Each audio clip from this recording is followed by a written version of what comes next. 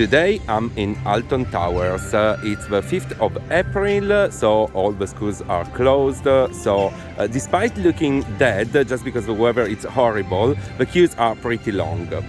This video is gonna be about the curse of at Alton Manor, which is the new 23 attraction, and also an update on Nemesis retraking and Nemesis Subterra. But then check out in the playlist, there is also a second video, which is a 2 hours challenge.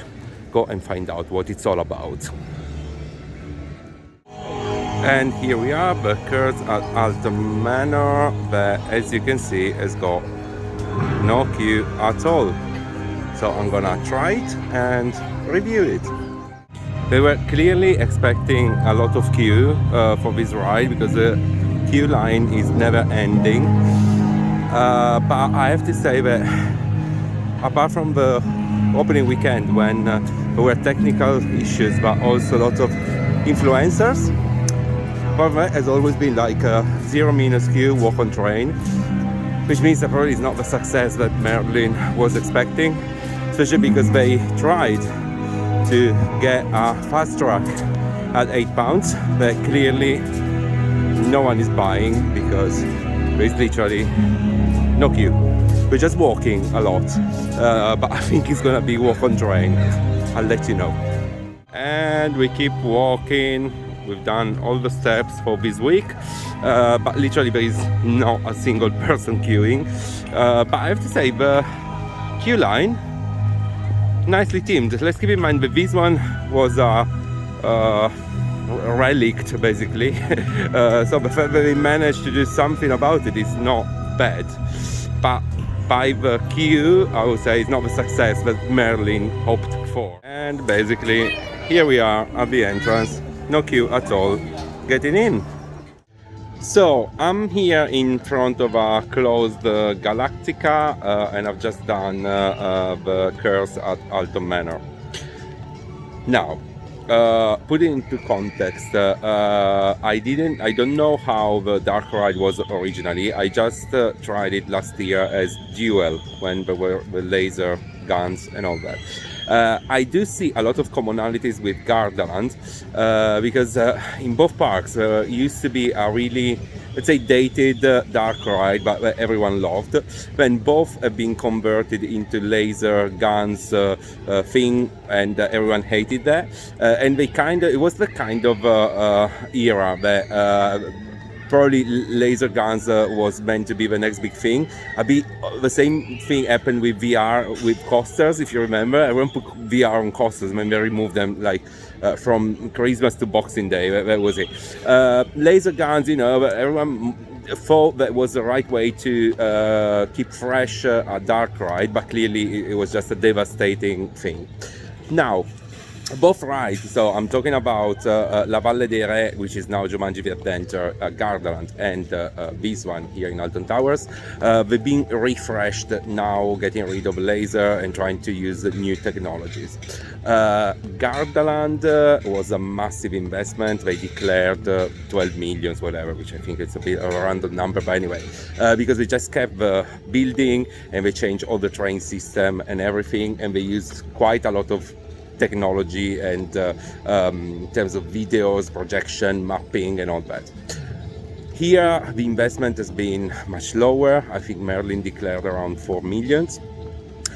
I have to say, it's not a bad dark ride. It's nice. I would struggle a bit to justify all the PR and media coverage that they're trying to do with this, and saying that it's a new attraction 2023 and all that, just because it's probably what they should have done ages ago to keep the original one fresh without going to the laser gun avenue. And it is nice, but it's nothing special. In particular, in this one, they kept the same train, the existing train, and so they were kind of limited in terms of the different scenes and what they could do. There is an attempt of using technologies, effects. It's kind of a decent ride, let's say, but I would not consider it a massive new attraction for 2023 for this park. And as I said, you've probably just seen the videos. I think it's a massive disappointment for Merlin and Alton Towers because they spent quite a lot of money anyway, for millions. They launched it as a brand new attraction 2023. Apart from the opening weekend, but there were influencers and technical issues combined. Apart from that, it's always been walk on train, to the extent that today, even if the app is saying half an hour, it was literally like 1 minute queue and you were on the train. To the extent that people buying the fast track, probably because the app is saying half an hour, are actually queuing longer than the others.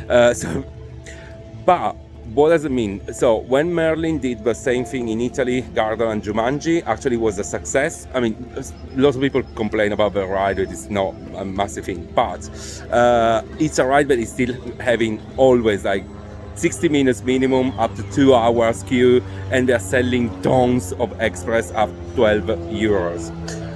While this one, they are trying to sell, they try to do the same thing, right? Taking an existing dark ride, refresh it, market it as a new thing, and they put the express at £8. But apart from the opening weekend, it's walk on train, 0 minutes queue.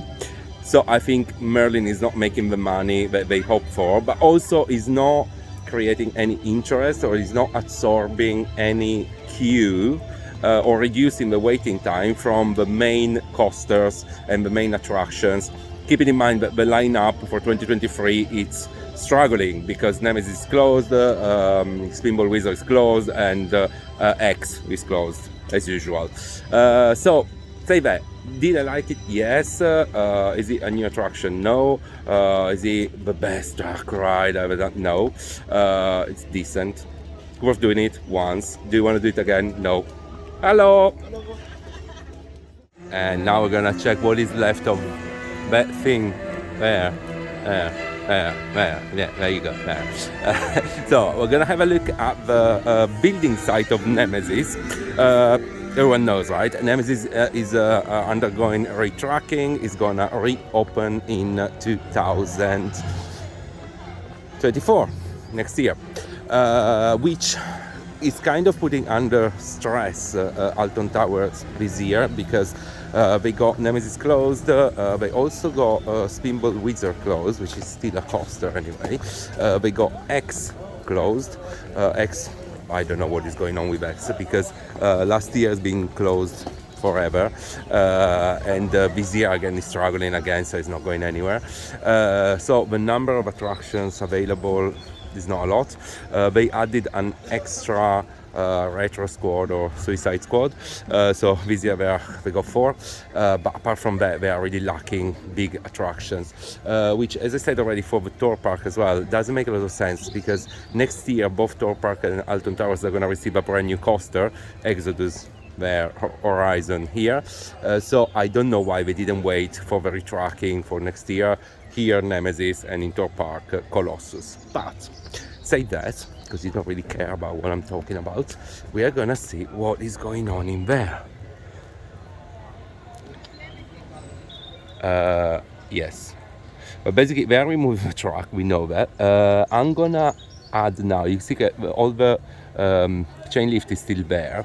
I'm gonna also post a thing from the monorail, which was kind of an aerial view of what is going on. But anyway, they got 1 year to complete it, right?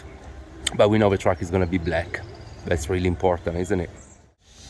And here is Nemesis Subterra that Merlin Alton Towers announced that it's gonna open later this season. Not sure what to expect because it used to be a drop tower, but the drop tower itself has been removed ages ago.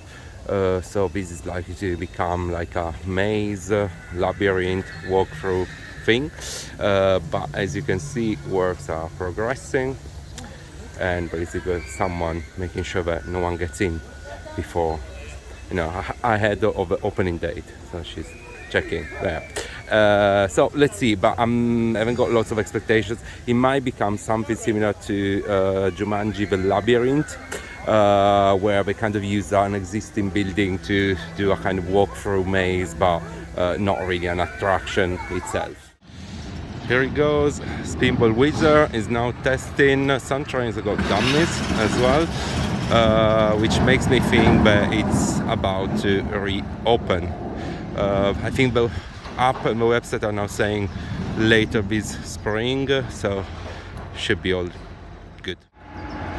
And with some extra footage of Spinball Wizard getting tested and the reassurance that the Lazy River is still the Lazy River, here is the end of Season 23 update from Alton Towers. But don't forget to check in the playlist the 2 hours challenge, and of course please subscribe to my YouTube channel.